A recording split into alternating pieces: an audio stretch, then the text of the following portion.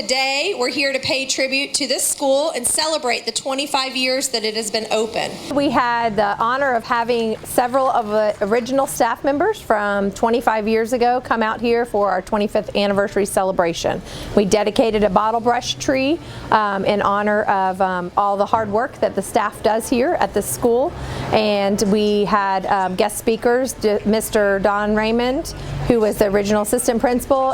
Harborview has always been known as one of the best schools to work in because of your community, your fellowship, and all you offer.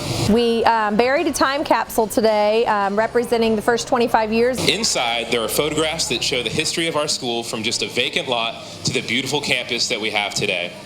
There's also a DVD copy of our school's news program produced by our TV production students, a 25th anniversary t-shirt with original artwork by current 5th grade student Jade Serpa, and a list of dedicated dolphins who are some of the original donors to Harborview. The time capsule we've discussed, and we were going to talk about it with some students, but we think another 25 years we should dig it up and see what's inside, and then maybe they can do something else to dedicate it again in 25 years. We aired this live through the campus so that our whole school could watch it, and so that we could make sure everybody had an opportunity to be part of this today. My friends and classmates made these pictures to describe how you save other people's lives. Thank you. For the third consecutive year, Florida's governor has recognized First Responder Appreciation Week, and schools throughout Marion County participated by holding special events to honor and recognize the efforts of our local first responders. Thank you for helping us. You're brave. Thank you for being a lifesaver. The students at College Park Elementary made booklets and cards for the firefighters they chose to honor. So we were getting the appreciation from not only the school, the staff, the faculty, but also the kids here were, they made us little cards, appreciation cards and booklets and stuff like that, so they're kind of thanking us and showing us their appreciation. I think it's extremely satisfying to know that not only we have the backing of the community, the schools, the kids, but now also they're actually designating a week for us is extremely fulfilling. I mean, a lot of the guys really, you know, bent over backwards doing this job, so some of them really do need, you know, a little appreciation, and showing that for a whole week is awesome.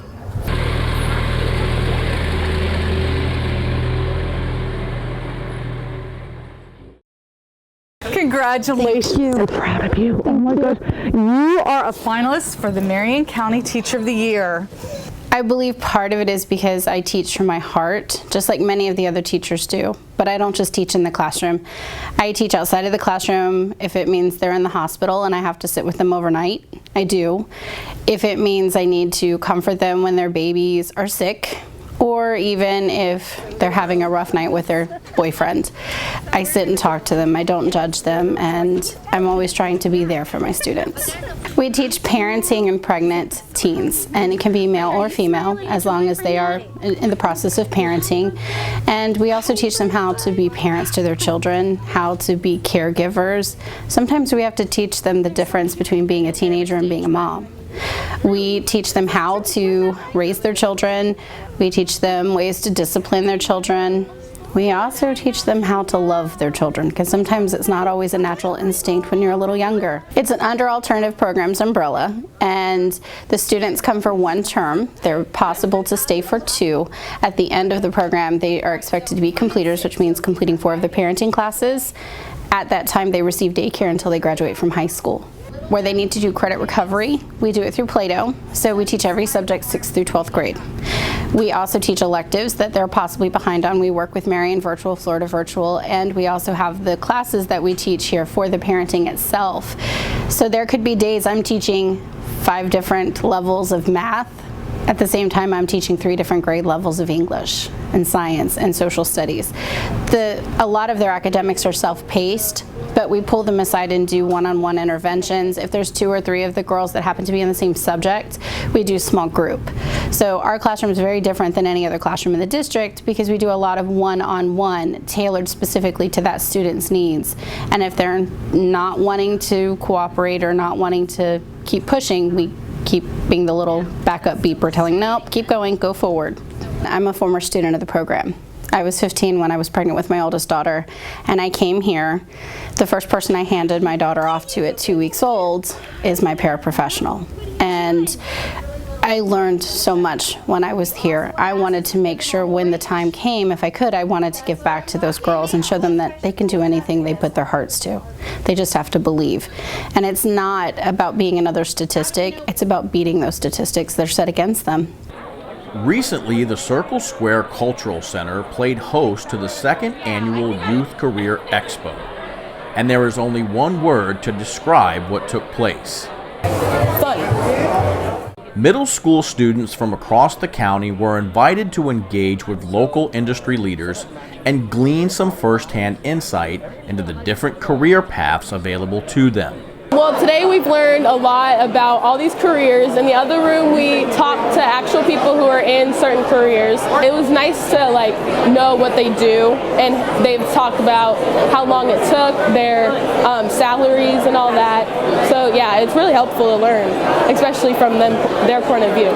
The Expo is a collaborative effort between several organizations, including Marion County Public Schools and the Public Education Foundation. The turnout for this year's Expo was outstanding, and students came away from the event with not only more information, such as what careers and industries are in demand, but perhaps even a glimpse into their own futures. In 10 years, I want to see myself, I'd probably be in college. If not college, then I'd rather be a sportscaster, somewhere in the broadcasting and journalism field. This is really helpful. I mean, this is something that they should just keep doing and doing for many years. So I really like it. I will tell you that this is an excellent book. It's about a boy your age, and he gets himself in a precarious situation, and he doesn't know what to do. It will definitely hold your attention. I am crazy about being a librarian and a media specialist. I do specifically have a great love of books. It is my belief that students who don't read, it's not because that they don't like it, but that they just haven't met the right book. So I make it my personal mission to help them find the right book. Baseball. So, you've got football or baseball. What do you think? This one. That one? What you saw this morning was me helping those students to find the book that will connect with them and make that light go off in their mind that they do like reading. And my questions that I asked them, what was the last book that you read that you loved?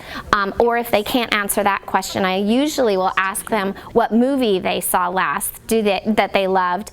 And then I go from there to the genres, the different genres of what they like to read, in order to help them meet that right book that will make a lifelong reader. You want to give it a try? Yeah. All right. I tell you what, read about 5 chapters. Come see me tomorrow morning, and if you don't like it, we'll find you something else. Okay, sweetie? I want them to give it a few chapters, to give it a fair shot. But if they do not like my suggestion, I gravitate towards my interests. I do try and keep, that's why I ask them those questions so that I can get a feel for what, who they are and what they like to read.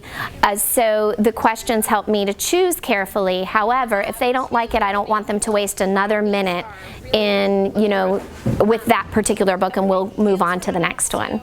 I started the 40-book challenge last year. The reason I wanted to do some sort of a contest was me against the students, and not really against them, but working together.